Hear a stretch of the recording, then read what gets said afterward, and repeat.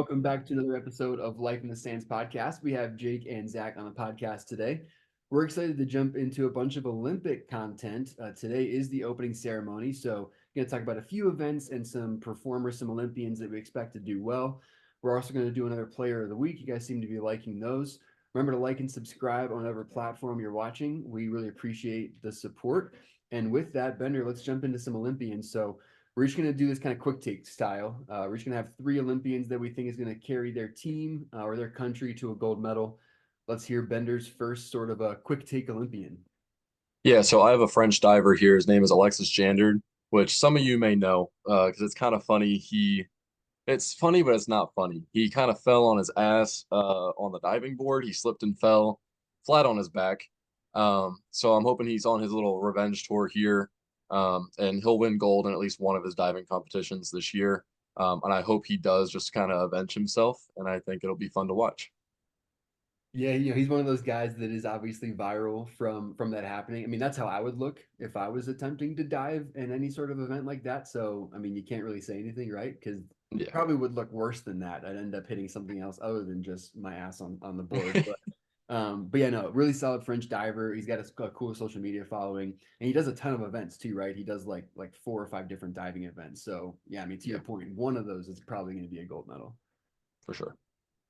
Sweet. All right, I'll jump into my first quick take as well here. The first Olympian I'm going to talk about is a U.S. women's gymnastics athlete, Simone Biles. Last time Simone Biles was in the Olympics in Tokyo, she won the all-around portion by 5.5 points, which is like crazy in Olympic standards. Like that's a lot to win by. She obviously had some of the mental health struggles and those kind of things previously in the 2020 Olympics, but everybody was going through something in 2020. And then obviously, if you're a football fan, you know her connection to Jonathan Owens and their personal life, seems to be really strong and everything too. So I think she goes into this Olympics. She's 27 now, like kind of in her prime for a gymnast. So I'm expecting a lot of good things from Simone Biles, possibly even multiple gold medals from her and that team. Yeah, I'm definitely happy to see her back. I'm happy she overcame whatever she was going through. She is one of the faces of athletics that we kind of need around. So it's kind of sad to see her go at a point. So happy to see her back, and we'll see what she does this year. I think she'll succeed easily. Yeah, But moving on here, I have another aquatics guy. I have a British swimmer, Adam Peaty. So he broke world records for the 50 meter and the 100 meter breaststroke. So I expect him to continue to be dominant and continue winning gold for his country. yeah. When someone has a world record, it's like Yeah. it's kind of on them, right? Like someone could come in and beat them, probably not set a new world record, but if someone does, it's probably because they just didn't really perform up to their standard. And it's hard to compare, but like think of Usain Bolt from years ago. Nobody could beat him because he held records forever. Yeah. So I think this is one of those guys, and we'll see if that continues.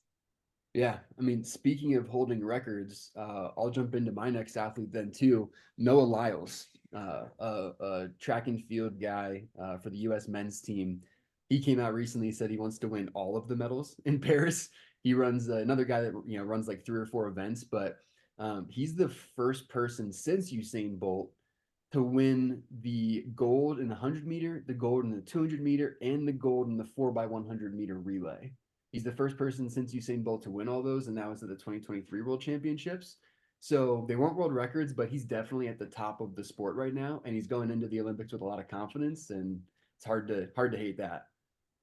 Just based off of the track he's on right now, no pun intended, I hope he actually does win all of the gold medals he can.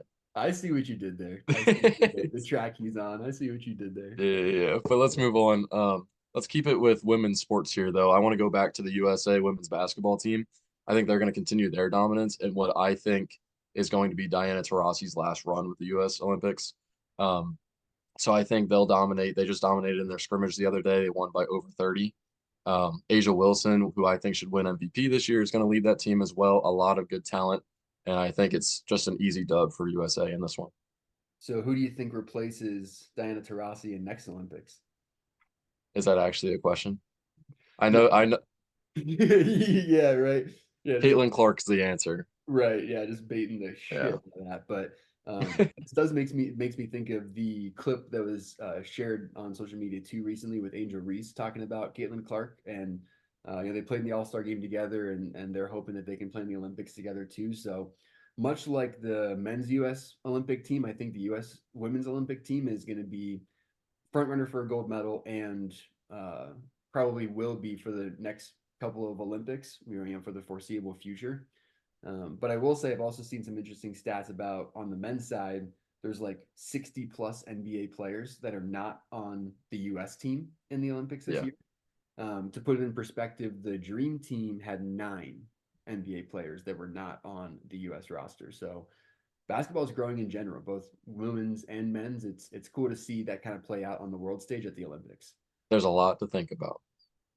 A lot to think about. I know Bender didn't really want to talk too much about the men's team because he might have another front runner for that gold medal versus the U.S. team. But I'll jump into my last sort of quick take Olympian here and won't let Bender get too butthurt about that conversation. He's like biting his lip and like trying not to say too much.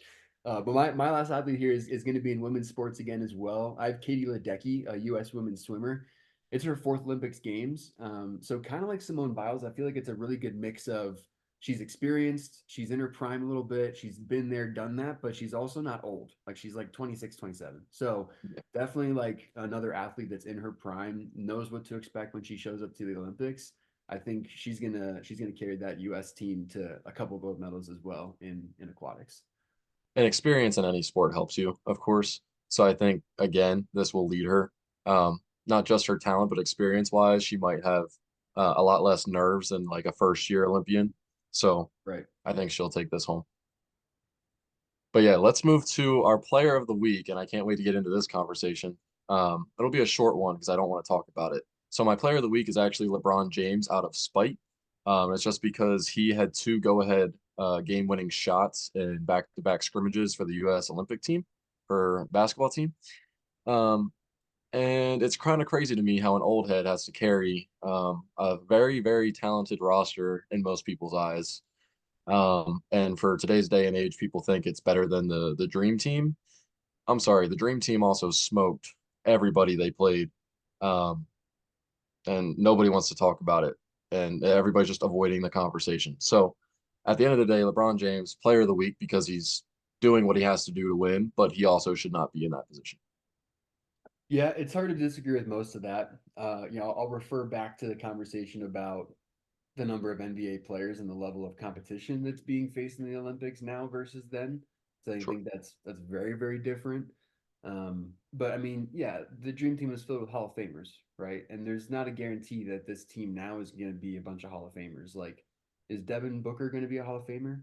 Is Bam Adebayo going to be a Hall of Famer? Like, it's not out of the question. But if you ask me right now, probably no. So, I mean, you still have that top end talent, but I think the other interesting thing is like LeBron has definitely been the leader of that team. He got named the flag bearer for the men's flag bearer for the U.S. like entire Olympic squad for the opening ceremony. So there's obviously like a leadership aspect there. I kind of feel like he will end up being the closer. He might not put a lot of effort out during the game, but if they need a closer, I have a feeling it's going to go to him first. I think he deserves to be the closer. That's how I'll put it. All these other guys, like young guys, Anthony Edwards, maybe D Book gets another run. You might see some other guys along the way get a chance in the future when LeBron and KD and some of the other guys get filtered out. Right. They'll get their chances to be a closer if they need to be. Um, but no, he deserves it over anyone else at this point. Yeah.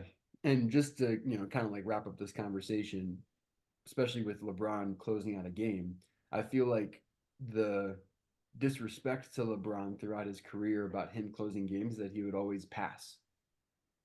Right. Like there was a lot of like, why didn't you take that shot? And he's like, well, I'm making the right basketball play. I'm passing to the open teammate if I get doubled. On this team, that shooter in the corner is a Devin Booker or is a Drew Holiday or something like that. So, if he's the closer at the end of those games, even if he's not taking the shot, it's probably smart to have the ball in his hands because when he does make that right decision, whoever's getting that ball next is supremely talented and in a position to make a play. So, and with that, that's another episode of Life in the Stands. I want to thank everyone again for watching and listening. Remember to like and subscribe on whatever platform you're on. Go follow us on Twitter, especially. That's where we're most active, and TikTok as well. And we'll see you on the next episode.